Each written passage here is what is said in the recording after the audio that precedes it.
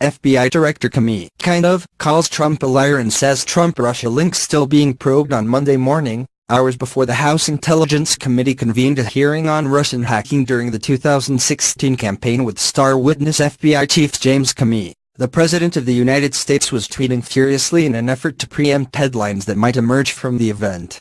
The political media world was waiting for Comey to comment on the absurd and fact-free charge that Trump tweeted more than 2 weeks ago claiming President Barack Obama had wiretapped him during the campaign.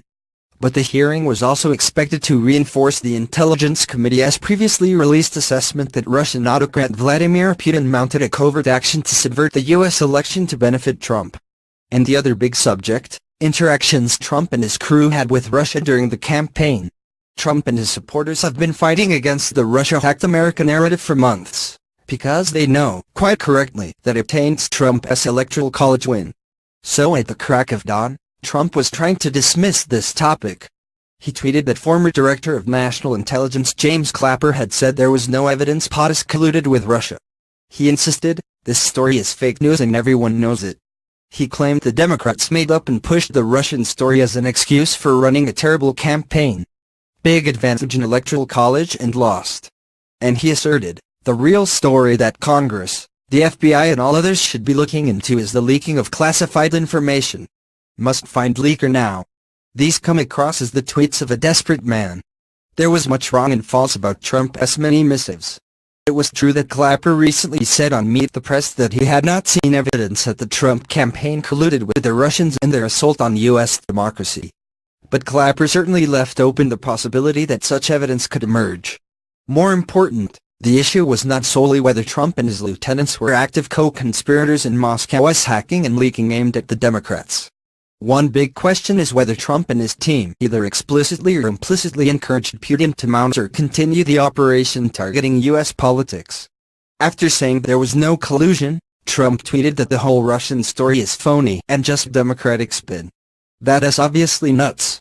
Having cited Clapper on the collusion matter, Trump ignored him and the entire U.S. intelligence community on the big picture, because Clapper's office and the U.S. intelligence agencies released reports last year concluding Russia had hacked Democrats and leaked their emails to help Trump win. Still, Trump calls this fake news. That would mean he does not accept the assessment. Here we have the President of the United States proclaiming the full intelligence community cannot be believed or trusted. He is characterizing a reality that is politically inconvenient for him as nothing but a made-up story concocted by his political enemies. This is dangerous. Trump's tweets were blown out of the water at the start of the hearing.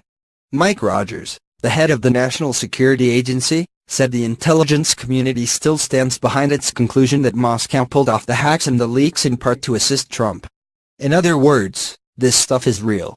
Then Comey dropped a bombshell. He confirmed that the FBI was investigating the Russian hacking and contacts between Trump associates in Russia, noting that his agents were examining whether there had been any coordination between the Trump camp and Russians. Comey said this probe has been going on since July. The FBI chief also declared repeatedly that the FBI and the Justice Department have no information that supports Trump's tweets claiming Obama wiretapped Trump. In a sense, the FBI director and the NSA head were each calling Trump a liar. Back to the Russian hack, by the president's standard, the FBI chief is investigating fake news. So shouldn't Trump fire Comey or, at least, order him to cease and desist? Trump's position has no logical consistency. In his tweets, he tried to divert attention to leaks, which were about interactions between his folks and Russians. But if the leaks are not true, then there's no reason for an investigation of the leaks. Yet Republicans on the committee took their lead from Trump and focused on leaks much more than the Russian hacks. During his opening round of questioning at the hearing, Representative Devin Nunes, the chairman of the committee, gave a chunk of his time to another Republican to grill Rogers about the damage caused by leaks. In his opening statement, Nunes devoted more time to echoing Trump's claim that there is no evidence of collusion than he did to denouncing the Russian effort to undermine the U.S. election. Trump and his defenders will no doubt continue to say there's no public indication of collusion. But collusion is hardly the only question at hand. According to multiple media reports, Trump associates interacted with Russians during the campaign. What were they talking about? For instance, the Russian ambassador to the United States has said he was in contact with RET. General Michael Flynn before the election, at a time when Flynn was Trump's top national security advisor. From mid-June onward, there were reports, and then the intelligence community in October publicly declared that the Russians were